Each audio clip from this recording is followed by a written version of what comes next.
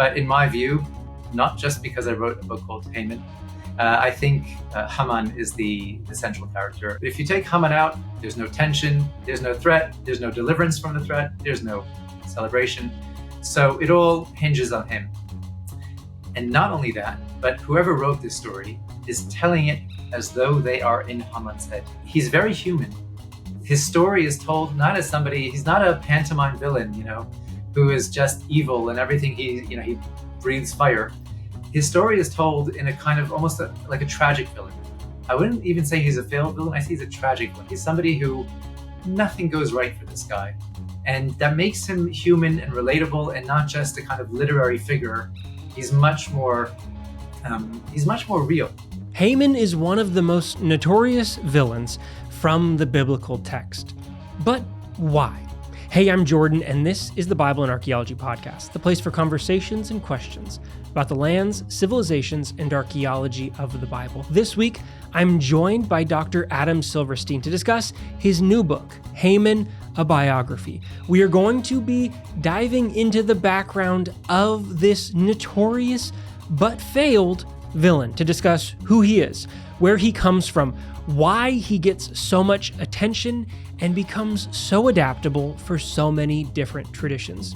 If you've ever thought that Haman is a simple figure, then stay tuned because Dr. Silverstein is going to complicate that understanding for you. I would highly recommend you go and pick up a copy if you are interested in understanding this tradition and character better. Remember, for early access to ad-free video podcasts and exclusive bonus content like weekly bonus podcasts, you can join us over on Patreon. We are Bible and Arc on Patreon. But for now, settle in, and I hope you enjoy this conversation all about Haman. Dr. Adam Silverstein, thank you so much for taking the time to come and talk with us today about your new book, Haman, a Biography. It's a fascinating read for anyone who is interested in this name, this villain, and more about the broader scope of his tradition. So thank you for joining us today. Thank you for having me. Can I guess, start with maybe the basic question? This is, as far as I know, right, the first full-length study of this kind regarding this infamous villain that spreads outside of just the biblical tradition.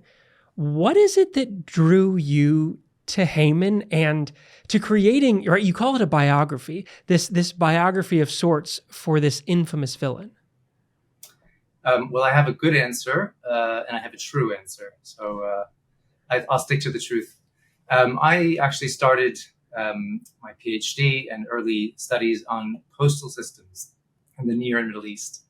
And I knew that in the Book of Esther, there was reference to the ancient Persian postal system and decided to, refer to that in a footnote somewhere. But when I looked into it, I discovered that there are various versions of the Book of Esther. There's a huge amount of commentary and exegetical attention given to the Book of Esther. And that rather than finding out about a postal system in ancient Persia, I realized that commentators would describe the world in which they lived and the postal system as they knew it from Germany, Baghdad, wherever they were at whatever period. And suddenly I had this huge treasure trove of information about postal systems, but also I realized, two things from this. The first thing I discovered is that maybe my interest in postal systems explains why I don't have many friends. But the second thing I realized is that all of these commentators have a lot more to say about Haman or Haman than they do about the postal system. And I started to read their descriptions of Haman, and I thought, this guy's fascinating. So I put it kind of on the slow burner, on the low fire, and decided I'm going to come back to that when I finish with the postal system. I mean, I don't think I would have ever guessed that postal systems is what brought you here, which I guess is part of the beauty of academic work. You can start in one place and end up somewhere totally different. I guess, is it just that he showed up in those? Is there a more direct connection between him and those postal systems as well? Or was it just that name kept popping up in all the corners and grabbing your mind? What happened was I was looking at Esther and its reception in different times and places and realized that while there's one or two lines about the postal system, there were pages and pages about this character. And I thought, who is this guy? Why is he taking all the limelight? And then I realized why. He's far more interesting than couriers on horseback. Can I ask a follow-up question on the title, I guess, because it's called a biography. For someone who's coming in and thinking like, okay, we're doing a biography here of this individual, how would you frame for someone what you mean and how your book engages with that category in its study? So that's a great question. And as I'm sure you know, there's an inbuilt tension between people who read the Bible and particular events, stories, characters, literally, historically, historicize, and those who read it from a more literary perspective. I try to do both. I do survey the various depictions of Haman through history by Jews, Christians, Muslims, in different times and places. And what we get from that is a biography of what people imagined Haman to have been like throughout history. But I also give a lot of respect to the historicizing approach because, first of all, billions of people adopt that approach, and I think their opinions are worth my attention. But also because, unlike some maybe earlier books of the Hebrew Bible, the Book of Esther pretends or presents itself as history. Mm-hmm. And there are very few details within the Book of Esther that tell us that it's anything other than the political history of the ancient Persian Achaemenid Empire at a certain time in history. There's no reference to God in the Masoretic text. There's no reference to miracles, to theology, to ritual. It is just a story of a group of people, Jews, living under the reign of a Persian king and what happens to them. So it doesn't have all of the telltale signs of a book that has kind of supernatural trappings. Mm-hmm. It looks like history. And in fact, in the Middle Ages, some medieval Persian historians, Muslim historians, described ancient Iranian history and said, oh, well, here's a source, the Book of Esther. So first of all, it does seem to be historical in the way it presents itself. But also modern scholars, archaeologists, historians have been able to compare the contents of Esther with what we know from archaeology and have argued fairly convincingly that whoever wrote this story knew his way around Achaemenid Susa, the capital in which the Esther story takes place. So this is somebody who at least was a resident at the time and place of the events that are described there. So I think that there's a lot going for the Book of Esther as a source of history. And I would also add that in the past few decades, there are even people who have discovered archaeological findings that seem to support the existence of a character by the name of Marduka, who worked in Susa as a functionary around the time that Mordecai was meant to be working there, and a man by the name of Hamdata, who worked in Susa a generation before Mordecai and Haman's father was named Hamdata. So there are reasons to think that whatever the facticity of the story is or isn't, it's based on true characters, or perhaps the story itself is true. So I'm not saying that that's my approach, but I think that more than most biblical stories, there are reasons to pay a lot of attention and to give a lot of respect to the historicizing approach to this biography. So there are two biographies in the book. There is what people who read the Bible and the Quran, we'll return to that later, believed Haman to have been. And there's the biography of what we know about a historical character who may or may not have been called Haman, who may or may not have done the things that we read about in Esther. Can I ask there about the sources? Because you've mentioned this a couple times, and in your book, it's more than just a consideration of Esther. So for someone who's coming in and thinking, well, I know this name connected to that biblical tradition of Esther, and they're hearing maybe for the first time that there are references outside of that. Can you explain a little bit of what it is you sought to put your arms around as you were considering this biography? Well, I'll stick to the historical side of things, the archaeology, and Haman as an historical character right now. So I'm not the first person to look for the evidence, but over the past 20 years or so, I think there's been a very, very considerable leap in our knowledge of Elamite history. And there was already, I guess, 100 years ago, a theory, or slightly more than 100 years ago, a theory that Haman is a reflection of an Elamite deity, Humban, and that Zeresh is Girisha, and that Vashti is Mashti, that the characters in the Book of Esther are Elamite and Babylonian gods and goddesses.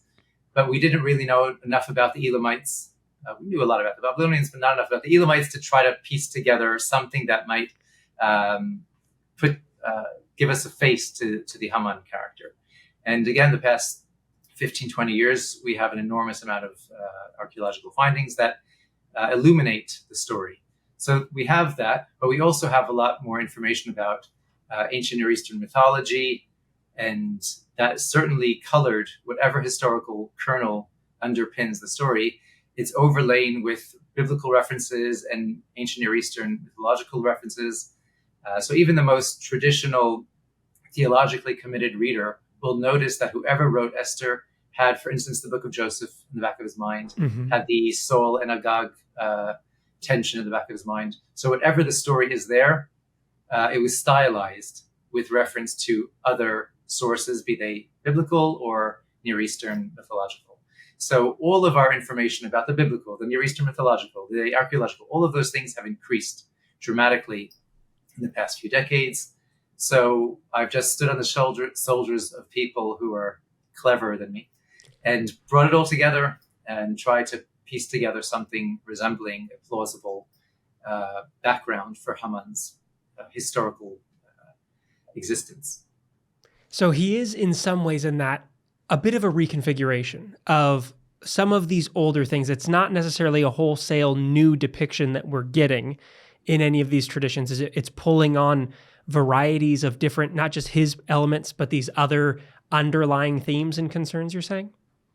Yeah, I mean, he's a composite character. That doesn't mean that it's not a historical character, but as with anyone, you could write a biography of take your pick.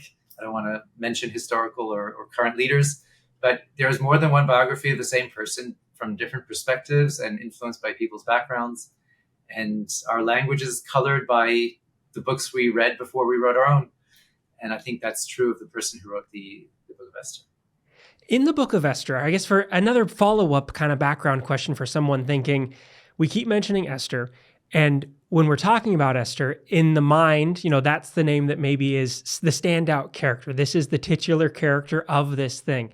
And yet, in your book, you challenge some of the importance, maybe the rankings that people might hold in their mind of characters in this story, their centrality to the narrative, who's really essential, and maybe who is more secondary in this background. So for someone coming in thinking, I know the name, I have an idea of this. Can you refresh them on who Haman is in this narrative, what his role is through this, and I guess how that might need to change the way they think about characters and centrality in the shaping of this story?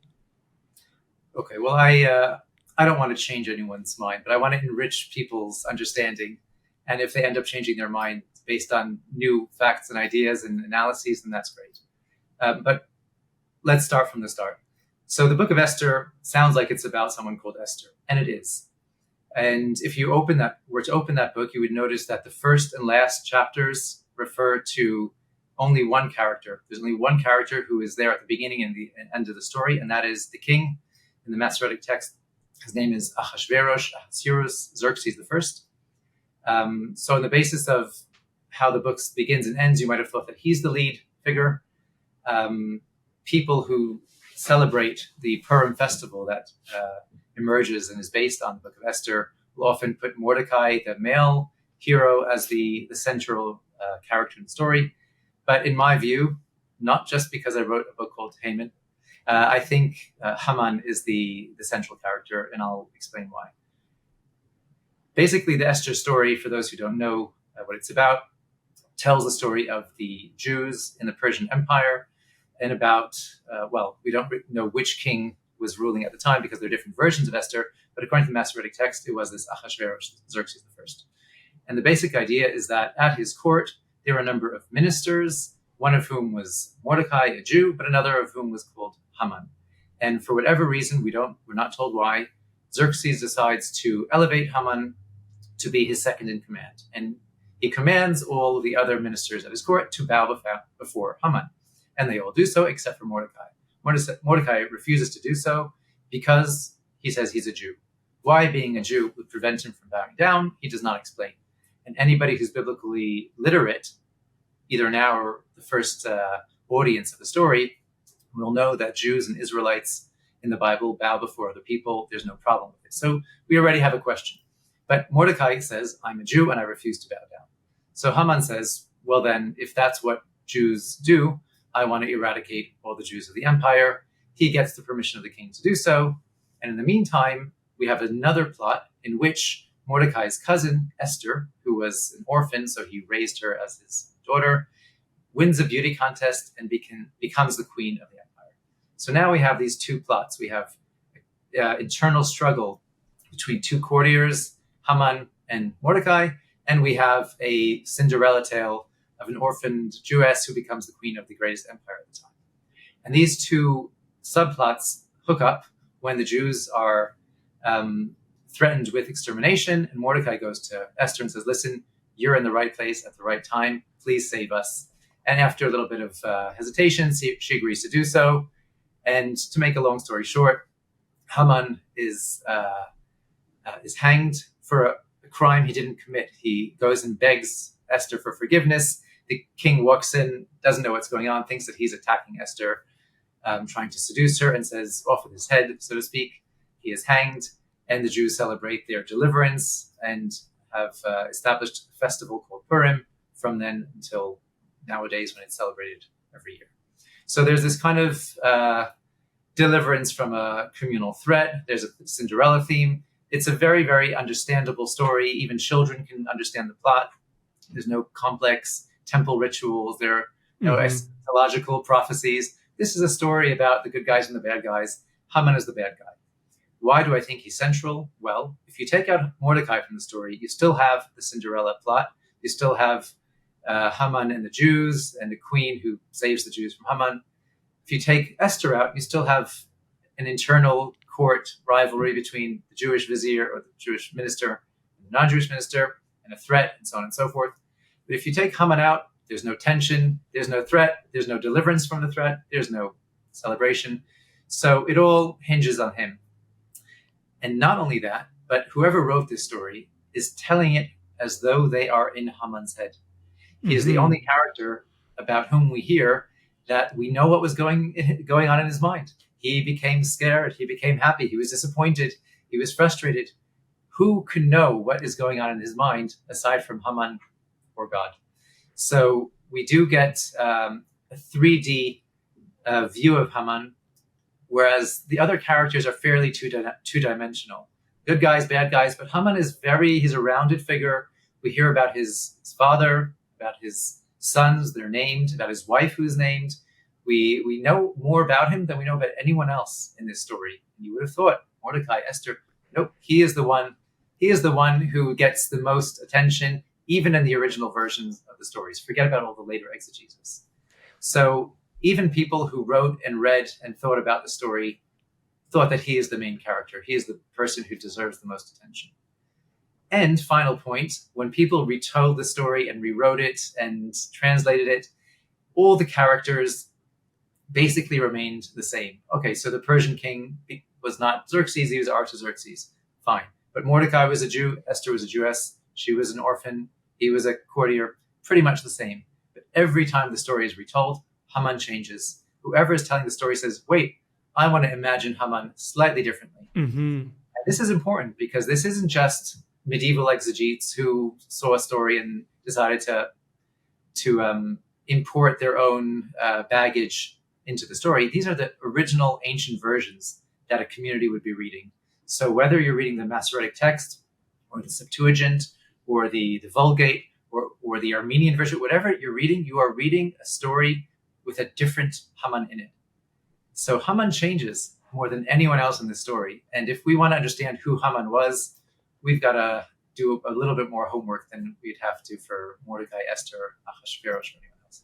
It feels interesting that the person who is that the text is most interested in developing is the same individual that gets the most adaptation, because those seem like they would be at odds with each other, where the others are loosely defined or more loosely developed, and so there's space to grow. Why do you think it is that the one who gets so much attention continues to get attention? Is it like a gravity that pulls people back towards that same thing, that in the same way they cared to flesh him out, later texts do, or is it something different within the text? That's a great question, and I can suggest some answers on the spot, and perhaps 5 minutes after we shut off, I'll come up with a better one. But my instinctual answer is that Haman, or the Book of Esther itself, is full of gaps. I wouldn't call them problems, but they're questions. Mm-hmm. So Haman is referred to in the Masoretic text, which is the oldest version we have, as an Agagite. What does that mean? Well, for people who are biblically literate, we know there was a character called Agag, or a title Agag, which is the title of the Amalekite kings. We know that the Amalekites were the traditional rivals of the Israelites, the Jews. So we assume that by being called an Agagite, we're saying that Haman was an Amalekite, which would make him bad because of his background. However, when the Septuagint was produced and translated from a Hebrew text, there was a problem with hating Haman and liking the Jews because of who their parents and grandparents were. The Septuagint was written by Jews in a Hellenistic milieu. And Hellenism added something to the world, forget about Judaism, to the world at the time, which was, if I had to summarize it in one key, on the keyboard, it would be a question mark. Before Hellenism, why do we listen to God? Because God said so. Why do we not murder? Because it says, thou shalt not murder. Hellenism comes along and says, we have to understand why we're doing things. Why would God say not to murder? So the answer is because murder is bad. But pre-Hellenism, we know we can't murder because God said so. Post-Hellenism, we know that God said so because it's bad. In other words, we had to justify and understand what we're doing as Hellenized Jews, and then Hellenized Christians and Hellenized Muslims, rather than just take things as a given, like a parent, would say, because I told you so. That's not good enough once you start to think critically about things. So what Hellenism allows is for people to make their own choices. You can't just be born destined for heaven or hell because of who your parents were. You have, if God is just, you have the freedom to choose to be on the good side or the bad side of history. And saying that Haman is the bad guy because of who his ancestors were doesn't convince somebody who's Hellenized. That's the first problem. I think the other issue here is that Haman ended up not actually doing anything. He really didn't like Jews. He wanted them to die. He tried to convince the king to let it happen. But at the end of the day, he did not, according to the Masoretic text, did not hurt a fly. And you can't hang someone and his 10 sons and his family and so on and so forth and curse him annually for a crime he didn't commit by the rules of Hellenistic thought. So when the Septuagint was produced with additions and upgrades and all sorts of things that weren't in the Masoretic text, it was fixing problems or filling gaps that were left by a pre-Hellenized writer and its audience. And suddenly, Haman does all sorts of things that do make him deserve the death penalty, like trying to overthrow the Persian Empire to help the Macedonians take over. And that's already something that, treason and so on and so forth. He's behind the regicidal plot against the king. Okay, you're conspiring to kill the king off with his head. Nobody would question that. But for really wanting badly to hurt the Jews, but not managing to do so, it's not good enough. So my instinctive response to your question is that the changing cultural circumstances led people to change the way they described Haman. Whether he was pre-Hellenistic, Hellenized, then we get to the Muslim world where they have a different Haman and have to change what they see about him. It's complicated because history evolves, Abrahamic thought evolves. So as each Abrahamic community is reading this story, they're fitting it into their worldview, and that worldview keeps changing.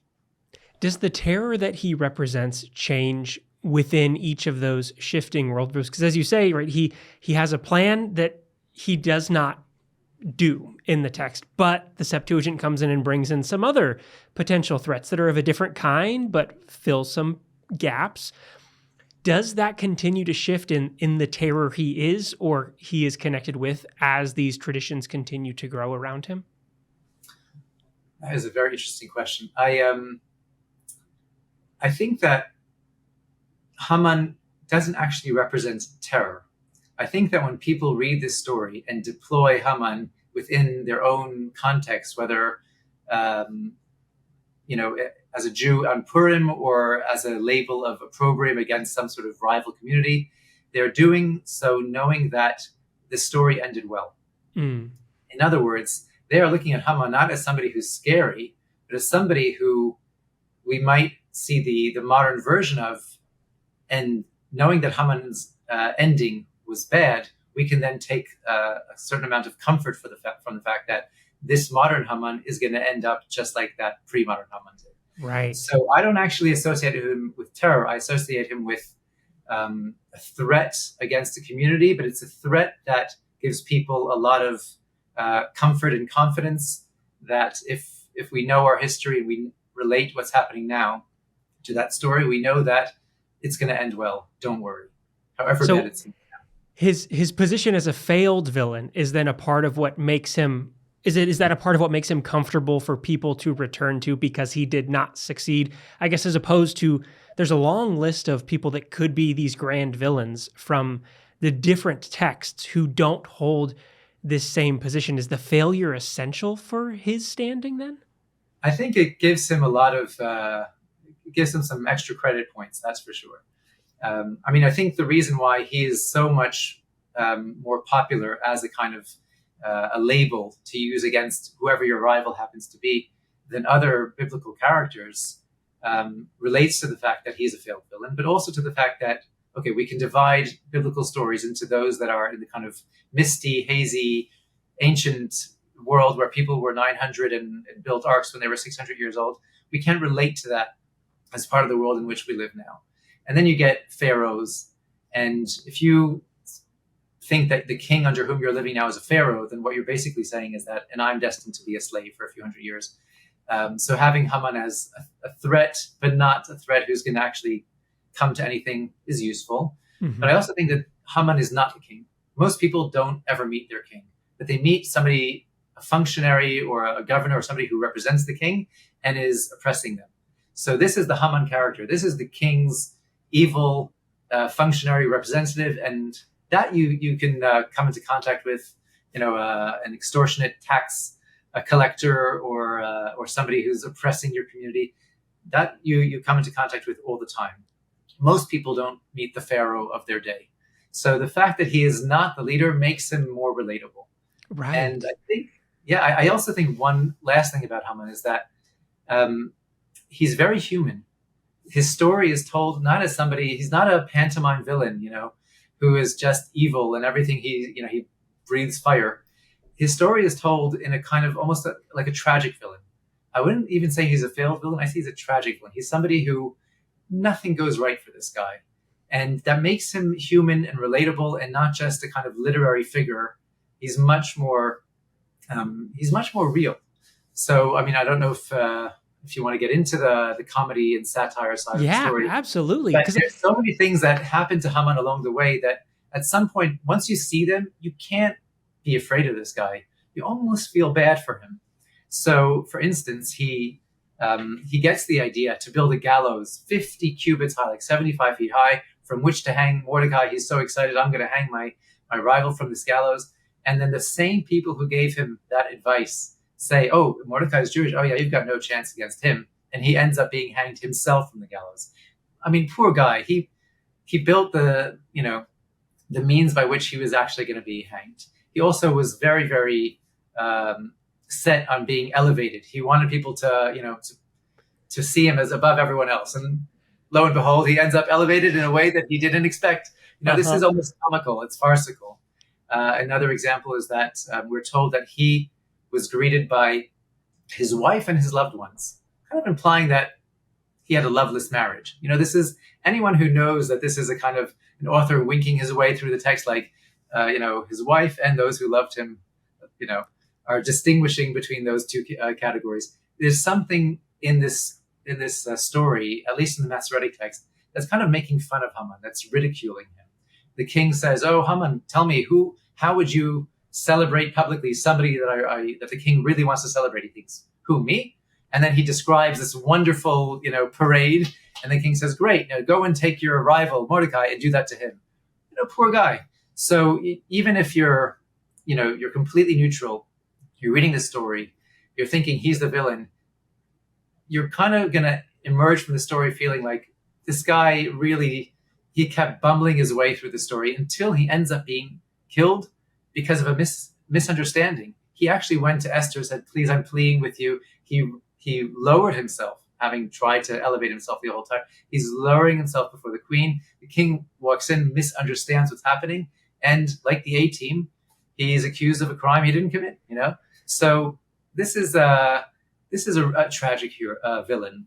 This is not somebody who's, a dragon with 7 heads who's, threatening us and we don't know what's going to happen and how is this going to turn out.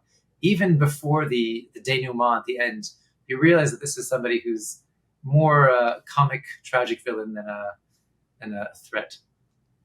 From an audience engagement side of things, as you talk about these elements, I guess if you're reading through it the first time or you're hearing it through the first time and there's suspense because you don't know how things are going to end, maybe it feels one way. But coming back to this story in a cyclical pattern, whether it's yearly or as it is told over and over again, these little elements feel like they're things that can draw you as the audience into the story in new and unique ways because he gets humanized in ways that others don't, because he gets fleshed out in ways that others don't. Is that a part of what allows him to be, you discuss him as this figure of unity and division between different traditions. Does that function as a part of that blend as well? Because he feels like he is this well-defined and yet so ill-defined, established and yet so adaptable kind of character. What is it that lets him keep sliding around for all of these different communities? That is a deceptively deep question because 200 pages of the book answer that. So yes, for the long answer, read the book. Absolutely recommend Haman, a biography. You should go and check it out. For the Spark Notes version, who's like, exactly. I think I need it broken down a little bit in order to understand the 200-page answer. Right. So the Spark Notes, I know Cliff Notes, but whatever, the distilled version. So he is a figure of unity because, for a number of reasons. First of all, annually, Jews celebrate his demise in this Purim festival that was established 2,500 years ago or whenever the book was written.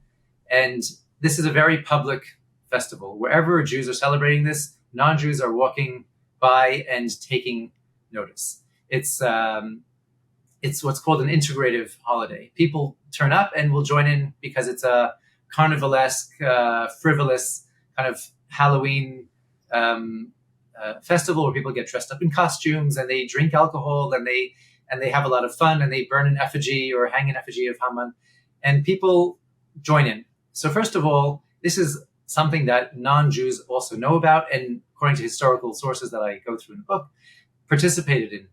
And for instance, in Egypt, you had Muslims who had heard of Haman from the Quran, we haven't even mentioned this yet, and know that he's a bad guy, and they think that the local tax collector is unjust, and they call him the local Haman, and the Jews are burning Haman. They say, hey, let's join in and celebrate the demise of Haman because we all hate him, wink, wink.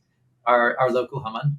And suddenly you have Jews and Muslims or Jews and Christians, depending on the context, joining in this kind of anti-Haman celebration.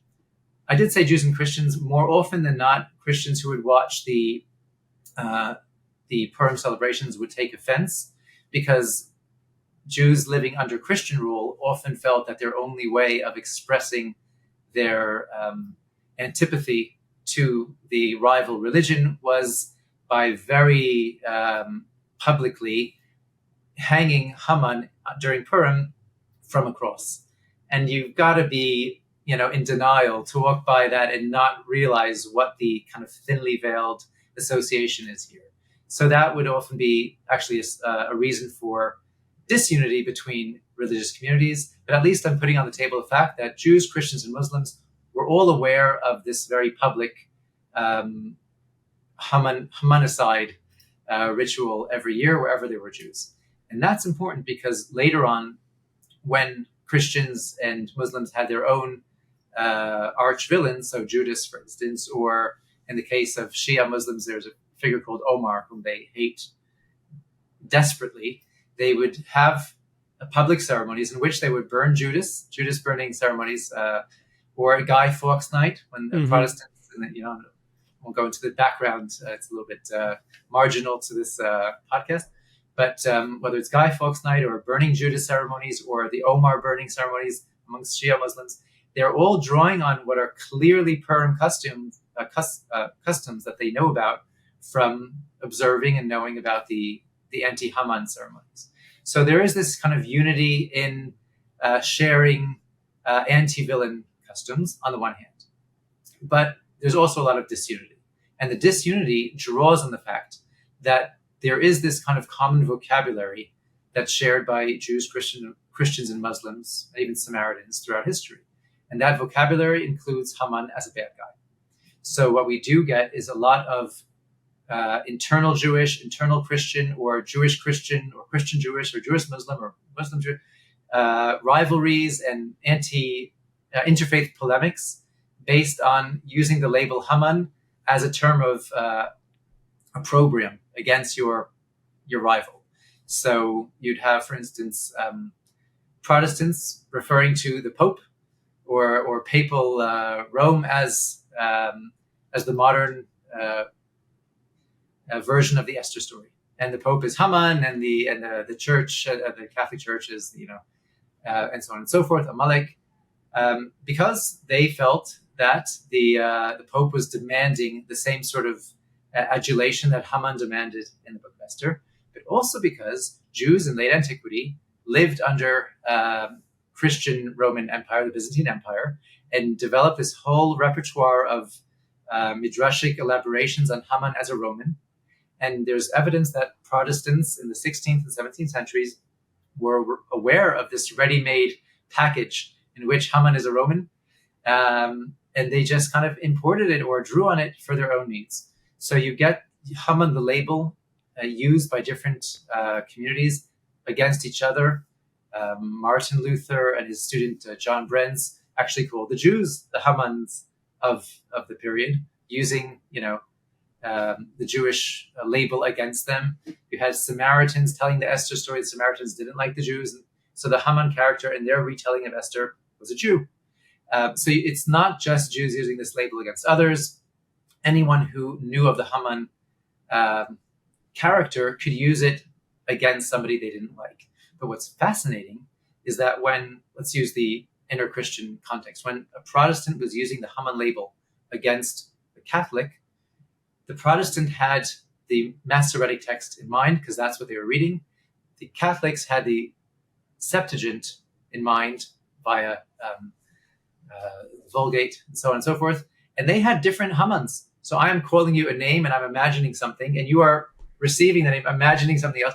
This is crazy, but it's fascinating at the same time. So we have a very, very, very diverse pool of traditions that can be drawn on from different people at different times throughout more than 2,000 years of history, thousands of miles of territory.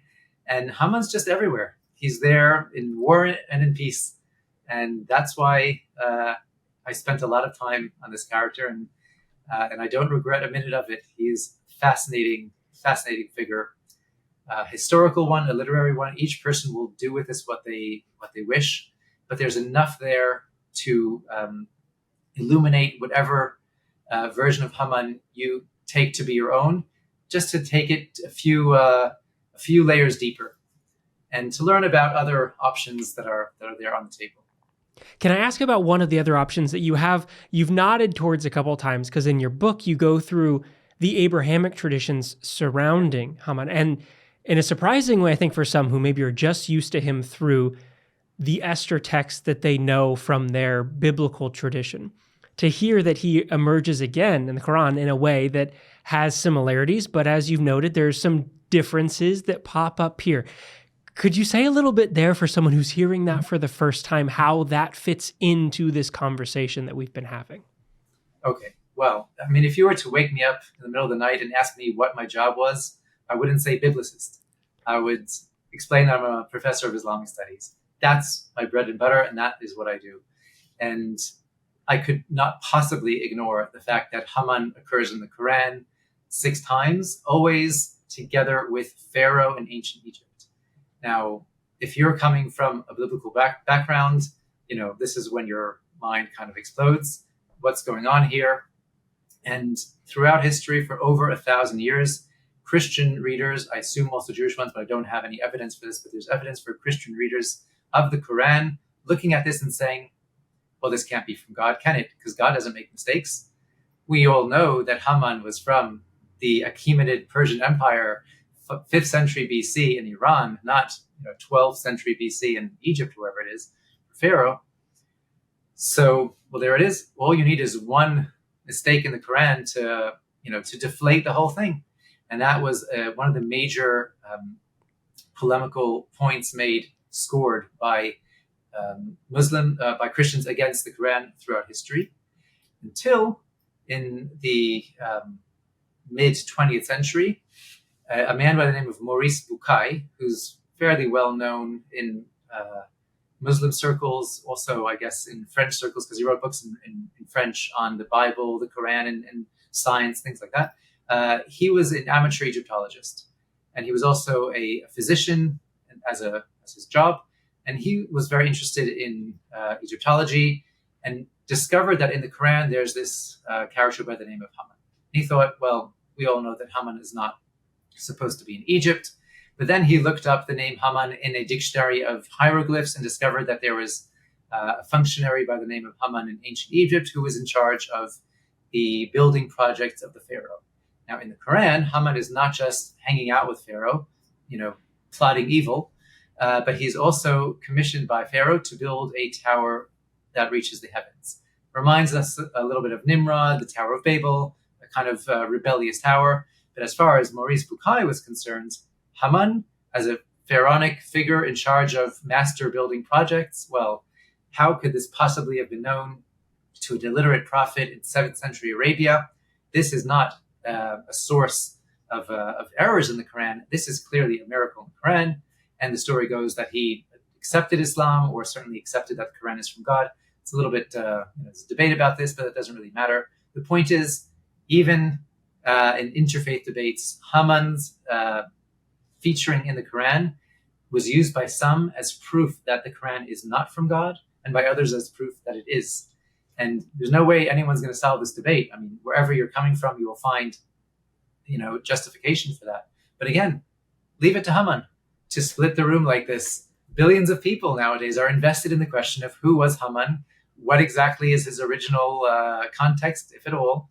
And this is not a footnote of history. This is something that even now, 21st century, you'll find internet battles by kind of amateur historians being waged by people scoring points against each other because of this, because of what's riding on this question of what is Haman doing in the Quran. And you could say that the problem is with the Book of Esther, because, hey, look, all these archaeologists are saying it didn't ever happen. And we've got all these mythological characters. Who knows? Maybe Haman, just like the Joseph story, is painting the Esther puzzle a little bit there. Well, maybe this is another Egyptian character that found its way into the Book of Esther. Who's to say which is the historically accurate Haman, and so on and so forth. So, no, I'm not going to settle this, not just now, but ever. But just knowing that Haman is getting up to mischief everywhere he goes, I think is fascinating. He is, having finished the book, he does feel like one of those characters that is so much larger than I think I had really given him credit for, not just in the external traditions that he becomes a part of, but coming back to some of these nuances that you point out with, his internal monologues, these moments that once they're identified, go, oh, this character is surprisingly rich for someone that is both easy to deride and say, oh, he's going to be the failed villain, I don't need to pay attention to him, as the individual who's going to be mocked. But yet because he's being mocked, they also give him time. He's a fascinating individual to reconsider as you are rereading. So if you are interested in increasing your understanding and appreciation for these ancient texts, I'd highly recommend that you go out and pick up a copy of the book for yourself, Haman, a Biography. It is well worth the time and the read in expanding your knowledge, not just of this individual character, but of the textual traditions that he is a part of. Dr. Adam Silverstein, thank you so much first for writing the book and also for taking the time to come and talk about it today. Well, thank you for having me, and I enjoyed it. I hope it was beneficial. It was a wonderful talk. I really appreciate it. Again, the link is down in the description. Go and check out a copy. But for this week, for all of us here at Bible and Archaeology, until next time.